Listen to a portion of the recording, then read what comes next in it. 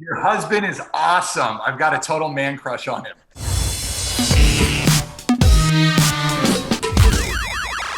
Guys, I am so excited for this episode. This is one of my buddies that we officially, we have not met in, real life, but we're, totally Facebook best friends. It's like I've known this guy my whole life. Guys, he is a super talented actor, comedian from Los Angeles at Ryan Kendrick TV on YouTube. He also shares the love of the 90s with me, and that's why he's a brother from another mother. Guys, I give to you the one and only Ryan Kendrick. Ryan, thanks so much for being on the show, man. Dude, thanks for having me, man. It's a 90s bond that cannot be broken. Dude, tell me why do you love what do you think it is about the 90s that just draws you in?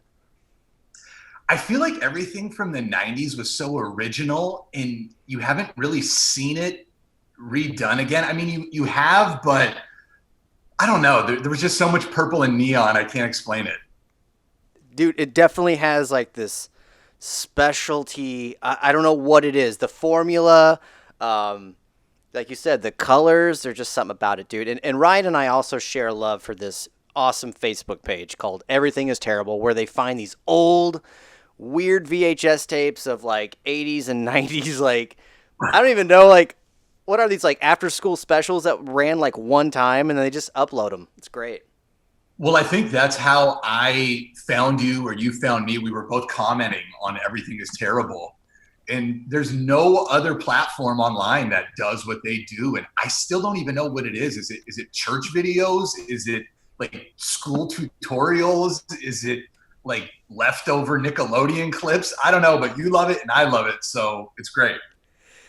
Yeah, dude, a lot of that content is a lot of those public access television church shows, dude. And some of them did not age well. And dude, they were creepy as they were back then, dude. They were still creepy and they just did not age well. I think as time goes on, they get more creepy. And here we go, a public service announcement by Capri Sun, guys. Ryan, since you're a guest on the show and you love the 90s, I thought I'd give you a virtual Capri Sun with me to celebrate. Oh, I'll cheers a Capri Sun virtual cheers with you. That's awesome. Ryan, for real, man, I'm super stoked, dude, to do this episode with you, man, because you're hilarious. Your content is fantastic. Tell everybody, first of all, guys, you got to go to Ryan Kendrick TV. Go to YouTube, type it in. You'll see his channel pop up. First of all, hit that subscribe button, guys, because his content's awesome. Dude, I just saw your latest demo reel, and dude, you've done so much stuff, and there's actually more that I haven't even seen yet, dude, but we'll talk about some of my favorites. But tell everyone, how did you get into acting? I mean, I moved to LA in 2013, and basically from the moment I moved here, whatever opportunity came my way, whoever said they were filming something and they needed an actor, I was there. And it's pretty much led to so many opportunities that have led to more opportunities that have now led to the Chris Canote Show, which I'm so stoked about. So you got into acting. You're in LA. You've been there since 2013. What was it like for you, man? Is acting in your family background, or is this just something you're like, you know what? I'm going to be an actor, dude. I'm going to go to LA. I'm going to do this. Zero family acting background, zero Southern California family background. I was born and raised in the Bay Area. I always was a very outspoken, loud, energetic ADD kid. I don't know if I have ADD, but I'm convinced I do. And basically, I played basketball my whole life. I played a little bit in college, and right before I was going to graduate, I started taking acting classes at San Diego State. And I did a few student films, and it basically just led to moving to Hollywood and realizing this is my life. I'm going full force and I love it. So it's a great time if you're, an actor or a comedian, because so much content is being created. And I've been collaborating with so many people that put out such great stuff, such great independent stuff, that some people watch it and they're like, is this on Comedy Central? And I'm like, in my head, no, but I'll tell them, yeah, it's going to be on Comedy Central. Keep looking for it. Dude, your material is that fantastic, man. As a matter of fact, one video that caught my eye that you did, and I want to know more of the backstory about this dude. And Tell you that. Ryan, guys, was in this hilarious skit with Andy Dick. And you guys have to watch it. Where can they find that at? Is it on your channel or is this where's that at? So basically, all my social media is Ryan Kendrick TV, but I started a web series about 2 years ago, and it's on Facebook, and it's called Valley Junk TV, and we've done 44 episodes. Some are good, some are bad, some are really good, some are really bad, but thankfully to a guy that I met on set of a Captain Morgan commercial, his name's Josh Brenner. He reached out to me and was like, I've seen your videos, I love them. I want to help. Would you be interested in Andy Dick hopping on an episode? And I was like, heck yes. So we did it, and the video is on Valley Junk TV on Facebook, or it's on my YouTube channel. And all you got to type in on YouTube is Andy Dick Gone Wild, Ryan Kendrick, and you'll see it. And it's a 7.5-minute comedy short, all improv, directed by me. And we were just so happy that we were able to actually get something out of it, because it was a wild shoot. I can imagine, man. And so tell me, what was it like working with Andy? Like, did he come in, you're like, hey, what's up? Or was he like, hey, I want to be in, I want to be out? Like, what was it like working with him? Yeah, so this guy, Josh Brenner, who saw my stuff, I had worked with him on the commercial set or whatever, and he knew Andy. So he offered the opportunity, and, you hear Andy Dick, and you hear just a ton of stories. But what I know is, he was a big deal when you and me were kids. So we were shooting my web series at YouTube Studios in LA, and Andy showed up one day and was great. I mean, he did everything we said, and we shot it on a Red camera. I directed it. We basically just ran the camera all day and had like hours of footage and chopped it up and made this great episode. And I got to admit, once that episode came out, I think a lot more opportunities started coming my way, because I'm really trying to do this underground sketch comedy thing. So, one thing leads to another, and it was great. Dude, you're so right about that, man. Like, that's the cool thing about the digital era we live in right now. The networking that we can do as actors, directors, filmmakers, the sky's the limit. I mean, I've met some of these people back here, man, and got to work with some of these people on my wall, like Corey Feldman and all these great people because of social media. I've shared my work, and they're like, hey, I like you, I want to work with you. And I live like in Missouri, and they want to work with me. And I'm like, this is fantastic. So, dude, what you're doing is awesome. Like, once you work with this guy and that guy, you're just branching off in their network, dude. I think that's just a great time to be alive, man. For sure. I think when I first saw your videos and stuff, I was like, oh, this guy looks fun. Everybody wants to be around fun, energy, positive. There's so many assholes out there these days. And, if I meet an asshole, it's hi and then bye. I don't want to be friends with you again. But when I saw you on the Sway show on Shade 45 with Aaron, I was like, Chris is legit. This is awesome. And you guys did that, film together that I still haven't seen. I need to check it. Where can I watch that? Are you talking about the documentary we're working on? Yeah. So here's the crazy thing, dude. We had one shoot left, man, in LA, and COVID-19 came and totally ruined that shoot this spring, dude. So like we're not even finished yet with it, man. We've got all the pre-production pretty much going, but besides that, we're kind of at a halt, man, because of stupid COVID-19. And I want to talk to you about that. Yeah. So yeah, the documentary is called Raised in Hollywood. It's about the stigma kind of being a child actor. And you're going to love this film, man. As an actor yourself, I know you're not a child actor, but I think it's fascinating kind of seeing that point of view. And I've seen a lot, man, and I've learned a lot. So it is interesting. Yeah, man. I think it's great, too, that you decided to create something like that, because so many people that aren't in Hollywood or in acting or film, they don't know what happens to these child actors that we grew up loving. And it seems like you're demonstrating, what happens through the process of being a child actor through this documentary. So I'm super excited to watch it, man. Thank you, man. Yeah. And like I said, when we made this documentary, we didn't want to, everybody has seen the where are they now, expose type thing. That's not what our documentary is. That's why we were trying to be real careful with our title. We want to scare people away, but you kind of have to have an interesting title. So we're still actually kind of playing with the title, Stigma, Raised in Hollywood. Some people are saying stigma is a little negative, but I'm going, I think stigma makes people want to watch it. What do you think?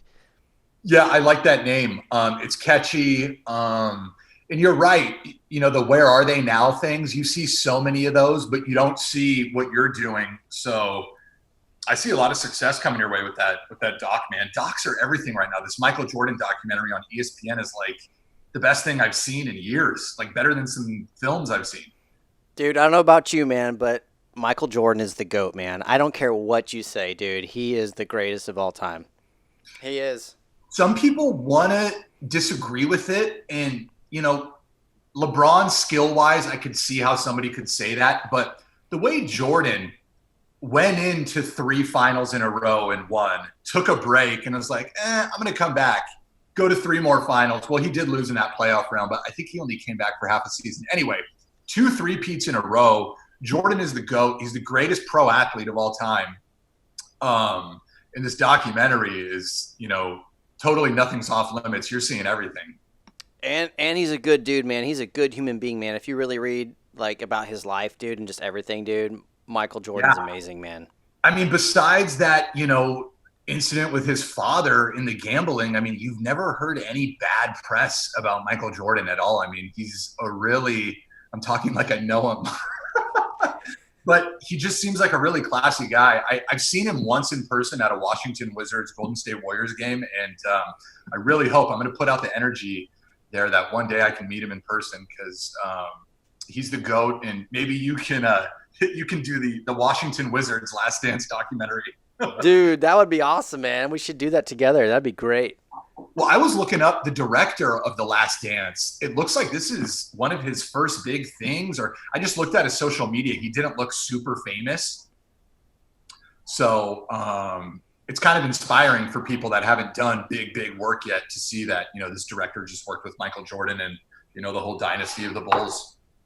Absolutely, man. And dude, that's what I admire about you so much is that, dude, you just create content, and that's where it's at, man. And people, like, I've done a lot of film festivals, and I'm always trying to encourage people to do film festivals in our area. And they're like, well, I'm not a filmmaker. And, when is the point where I'm a filmmaker? And I said, well, have you picked up your camera and made a film? Yeah. I go, you're a filmmaker.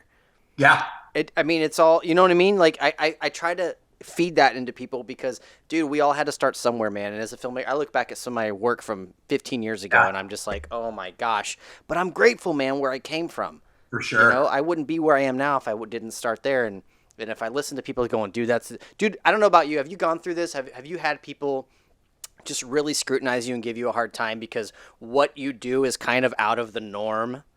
Man, if I could have $1 for every time somebody close to me said something that would make a normal person want to quit, I'd have like thousands of dollars.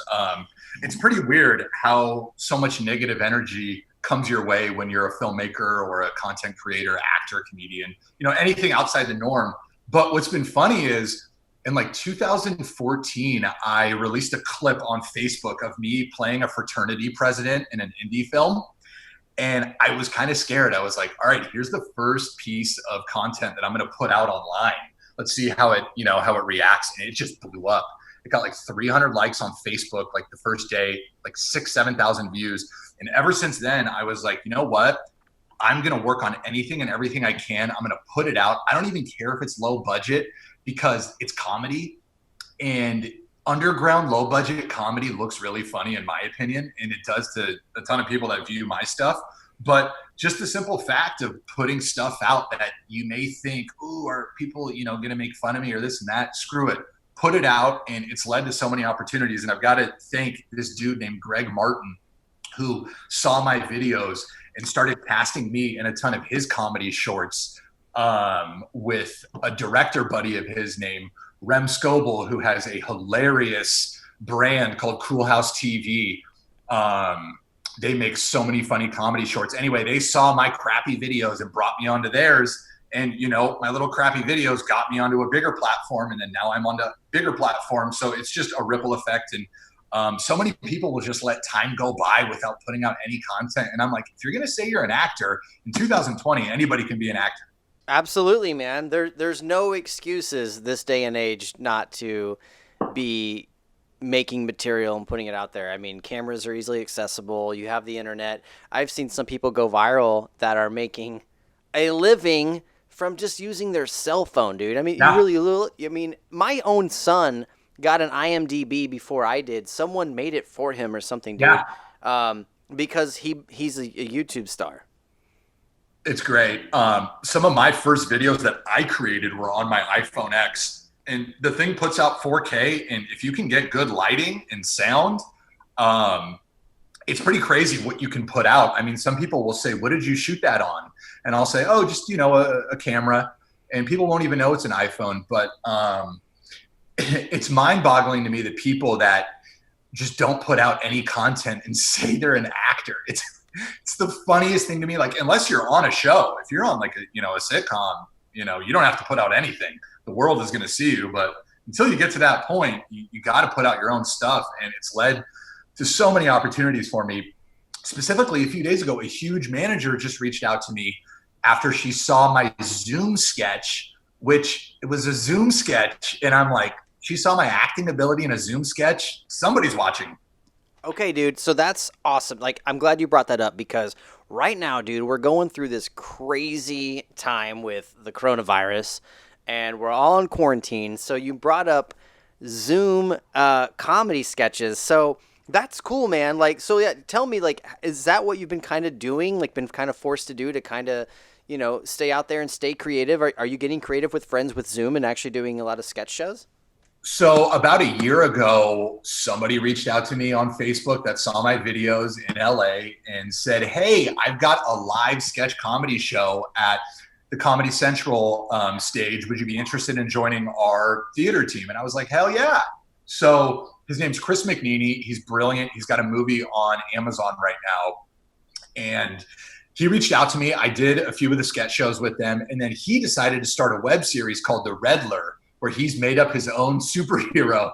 And it's really wacky and crazy, but people are watching it. Anyway, we shot an episode before the coronavirus where I play his talent agent, and I'm a really sleazy talent agent. Anyway, coronavirus hits, and we're like, we still want to keep these creative juices going. So he came up with the idea to do Zoom sketches, and we shot like 5 of them. And the one that I put out a few days ago got some really good traction where a manager reached out to me who saw it. So I haven't seen anybody do a Zoom sketch yet during this thing. So we've got a few more. I'm going to start releasing one every Thursday morning. So we've got plenty coming out. Dude, you're a genius, man. Yeah. That's awesome. I know. Yeah, I watched that skit, dude, and it was fantastic, dude.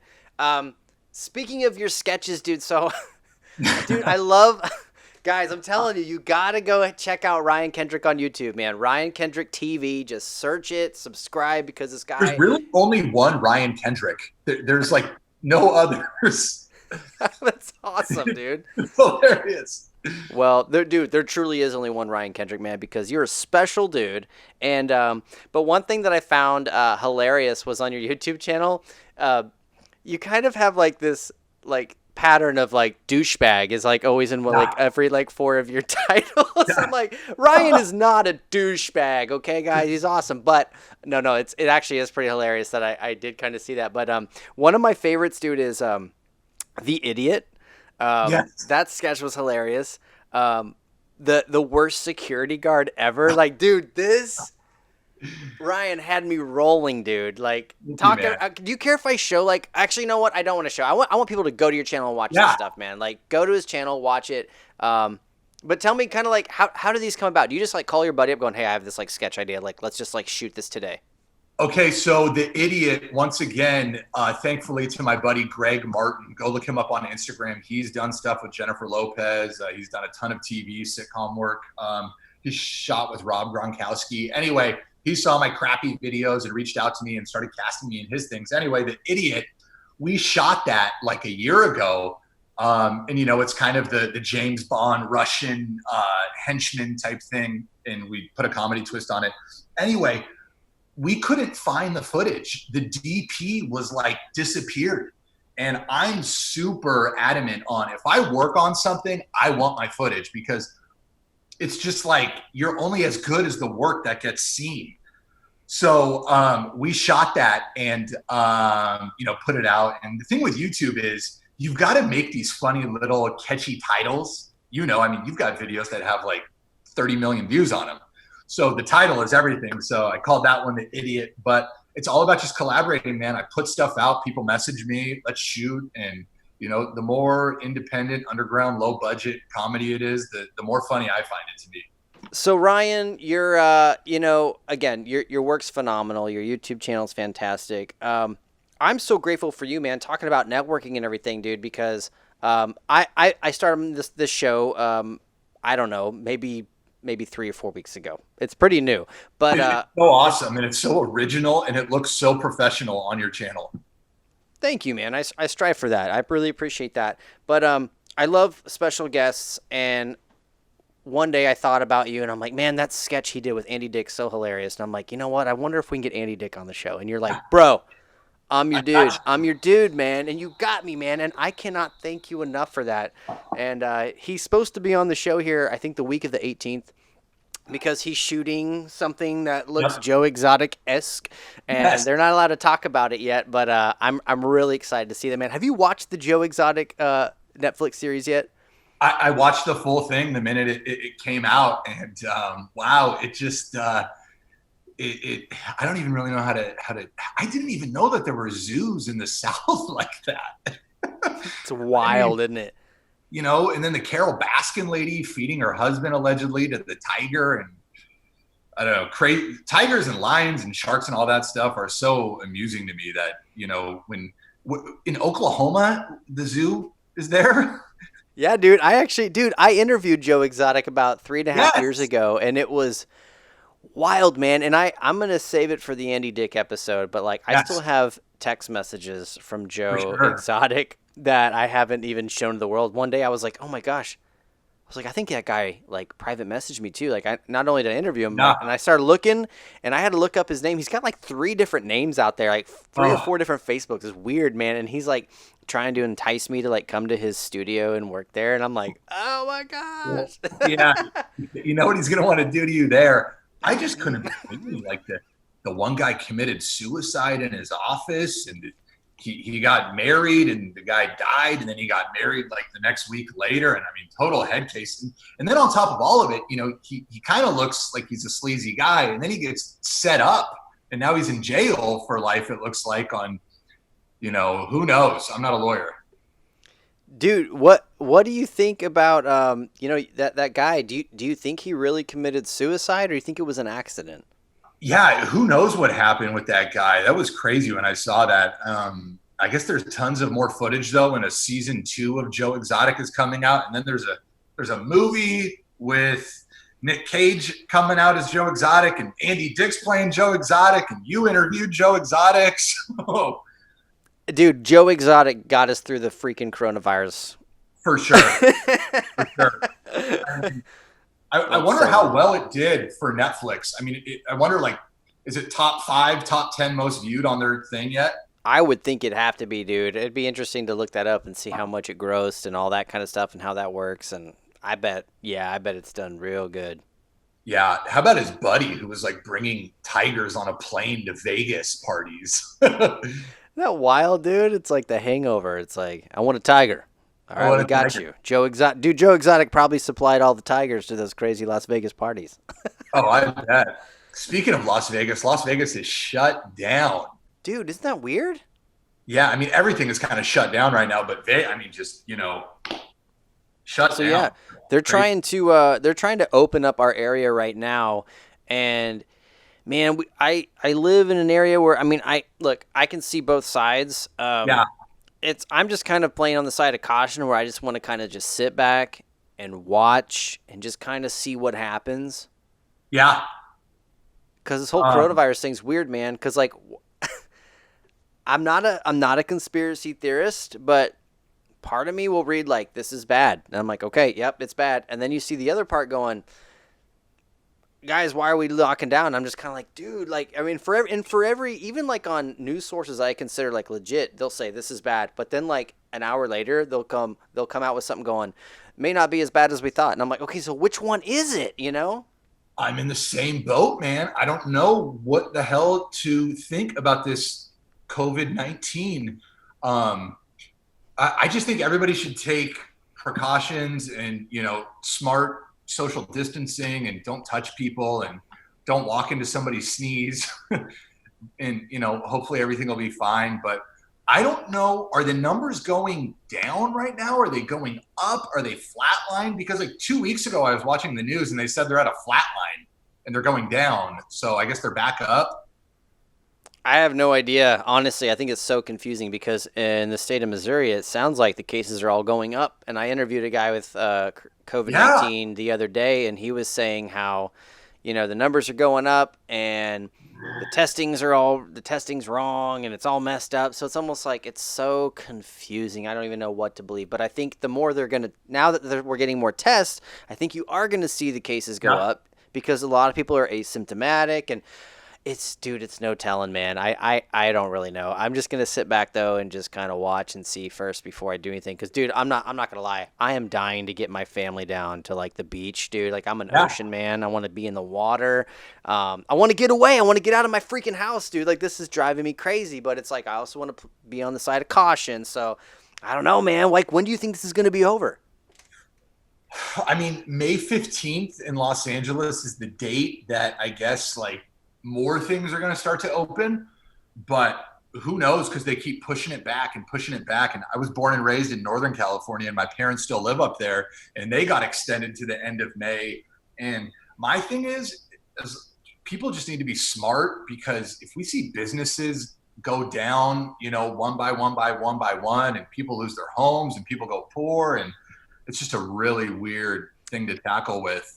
You're right, man, because that's what's so crazy about this too. And that's where I try to be so careful, because there are two sides to this coin, man. Like you got to look at both. You got to look at, it's dangerous to go out there. But then, dude, if we really do go too much longer, if we go to the end of this year, keeping everything shut down, I have to be a realist and say, I don't know if our economy can ever recover, dude. I honestly don't know if it could ever recover because it's just so intense. Yeah, I think I saw something that said this is going to be like the biggest unemployment since the Great Depression. It already is. Yeah.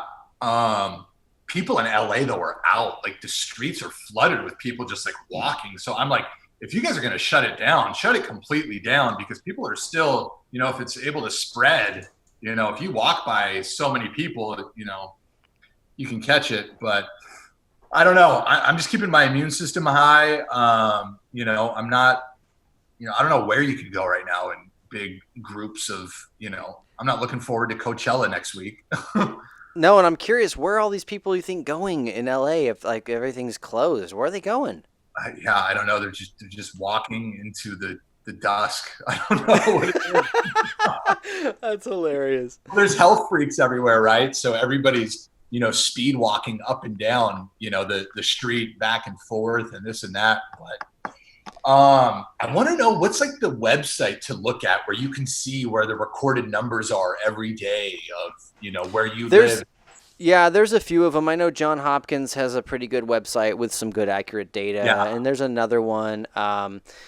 Then again, people will debate saying that they're all conspiracy and they're in on it and the numbers aren't right. So I don't even really know anymore, man, to be honest with you. It's so confusing.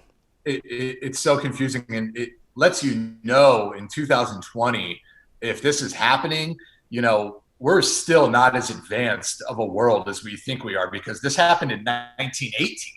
So if we couldn't figure it out in between 1918 and 2020, it just shows you where, live every day like it's your last, do what you want to do. If you're sitting on a couch and you want to be an actor or a stand-up comedian, go do it now, because tomorrow's not promised, as we can see with COVID-19. Absolutely, man. And speaking of like doing comedy with Zoom and all that stuff, did you see Parks and Rec recently put out a special episode, and they all did it with Zoom? I did. I think it's great because, it's the only thing that people can watch right now. So get creative, and people like you and me know, what to do in times like this. Get creative and figure it out. And if you've got a green screen too, you can make a Zoom sketch even more funnier. Absolutely. Yeah, and I wasn't sure. Actually, maybe they didn't use Zoom, but they all filmed it at home by themselves, and they all put it together. It was awesome. Yeah, well, Hollywood's really hurting right now because, nothing new is coming out. And I'm starting to see articles on, they're going to have different protocols on filming, and, certain people are here and certain people are there. And no more than 2 or 3 people in a bunch. So, So I was going to ask you about that. I've seen some people still making, content out there, and they're yeah. obviously getting makeup done, all this. And I'm going like, Oh, and they're in LA. So how are they? Are they just not policing that? Is it just kind of like, well, you shouldn't be doing that, but we can't? You know what I mean? Like, what do you think about that? I mean, me being a Screen Actors Guild member, I'm not getting on any set right now. I'm not getting my makeup done. I'm waiting till my union says it's okay to film. But I've been seeing some people doing that and like publicizing it, like, hey, we're filming today. And I'm like, you freaking idiot. You're letting everybody know you're like on an illegal casting crew shoot right now. So I'm staying off of it. Thankfully, I busted my butt in 2019 where I've got a ton of content, being put in post-production right now and coming out. So that's some of the stuff that you see of mine that I'm putting out right now. It's all shot last year. But tell me about some of the stuff that we can expect to see from Ryan Kendrick. That's going to be coming out soon.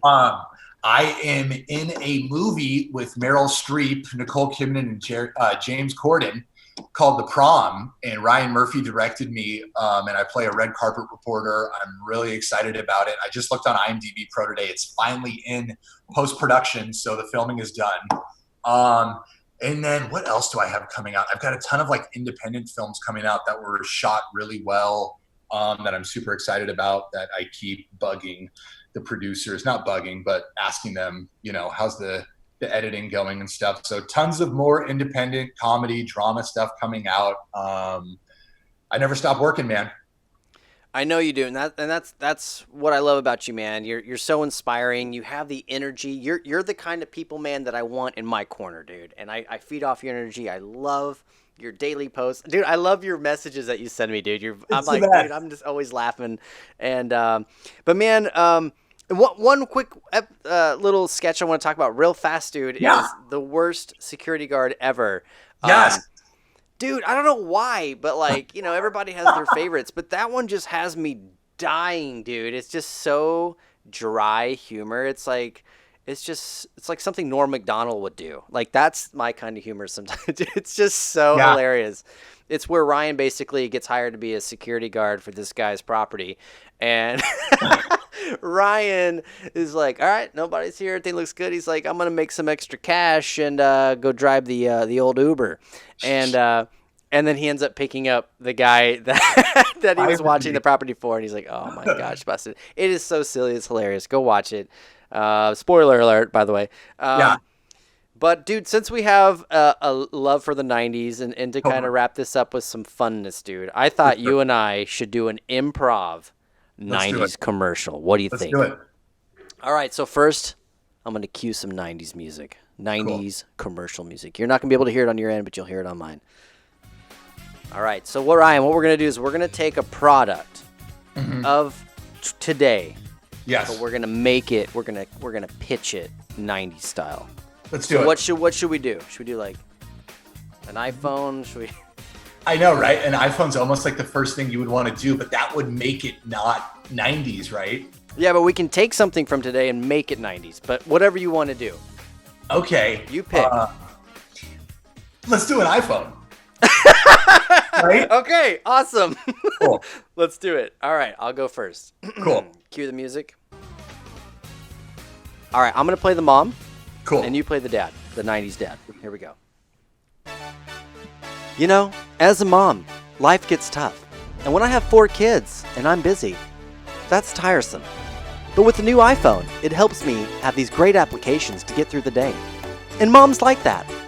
And as a father, when I come home from work, I am so tired that sometimes I just want to put a VHS in the tape deck and let my kids watch a movie.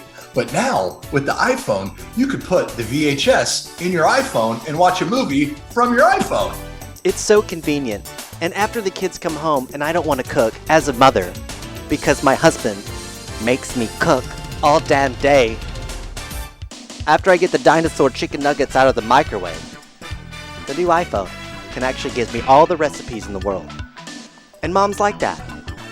Well, yes, I do, honey. But you know what's even more cool? If you call 1-800-iPhone now, you will get a free iPhone sweatshirt and a free iPhone gift card right now that'll come in the mail in about 10 to 12 business days. So call right now and make sure you get your iPhone so you can watch your VHSs on your iPhone. Are you serious? Whoa! Extreme camera, zoom in, zoom out. Whoa! iPhone! Do you remember all the crazy like zoom ins, like all like the guitar shreds? Dude, it was just I don't know, dude. I don't know how to explain it. The best thing to do is like interview somebody that was a producer on like commercials or television shows in the 90s. But what I think is like so nostalgic about the 90s is like, call in now, receive a free sweatshirt in 10 to 12 business days. And, they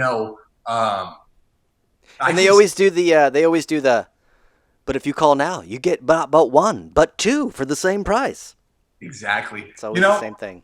I really feel though, like iPhones and like being able to have everything on demand has ruined the surprise and the art of so many things where, if one day, the government takes iPhones away from us, maybe we'll go back to more of an appreciative time of, content and time and dude, you're talking about ADHD and stuff. I almost feel like technology is giving us self-induced ADHD because, like, dude, you remember the days where you'd hear a song on the radio and you're like, oh my gosh, I got to get that CD, and like you would go to the store and save up your money or whatever, and you'd be like, Mom, can I have that CD? And it's like, sure, and I get the new David Bowie CD or whatever. And now it's like I got Spotify, and I don't know about you, but I'll start playing like a good jam, and I'm like, yeah, and I'm like, all right, I've been 30 seconds into it, next, and it's like next. And it's like next, and I'm just kind of like, whoa, what am I doing? It's like I'm getting what my brain needs, but like back in the day, we were so excited to like work hard, get that money, go get this physical CD, look at the pictures and everything, and there was just so much more appreciation for the physical hard copy, in my opinion, and that's why, dude, I still. I have a VHS player. I actually go to thrift stores, dude, every once in a while and buy VHS tapes just for fun, dude. And I'll put this on just as background noise. I have a huge Zenith television in my office on the floor. I'll show you sometime. And I'll just like put like David Letterman on the background, like 90s interviews. It's fun while I'm editing. It's just fun for me. Well, it's so funny how you and me totally are on the same level with that, because when me and my friends are, drinking or something or partying, hanging out, we'll just put on the TV old YouTube like 90s commercials and things like that, and just put it on mute while music goes. But just like the fact that it's there and it's just so cool. And I love history. I studied history in college, so it's like the 90s are history. Dude, yeah, it's technically nostalgic now, dude. So yeah. Well, cool, man. Ryan, is there anything else that you would love to share with the audience right now, man? It's been so fun having you on the show. Not much, man. All my social media is Ryan Kendrick TV. If you want to watch John Hamm's lookalike make underground, low-budget comedy, follow Ryan Kendrick TV on every single platform. And I am so thankful to be on Chris Canote's show. I love you, dude. What you do is awesome, and giving outlets to people like me. I'm so thankful. Dude, I'm so thankful for you too, man. For real, man. It's all about just those vibes, man. And dude, I want to work with you one day. I know we keep saying it, but dude, once this crap's over and I'm out there, dude, we're going to make a sketch, dude. And we're going to make it happen. It's going to be freaking awesome.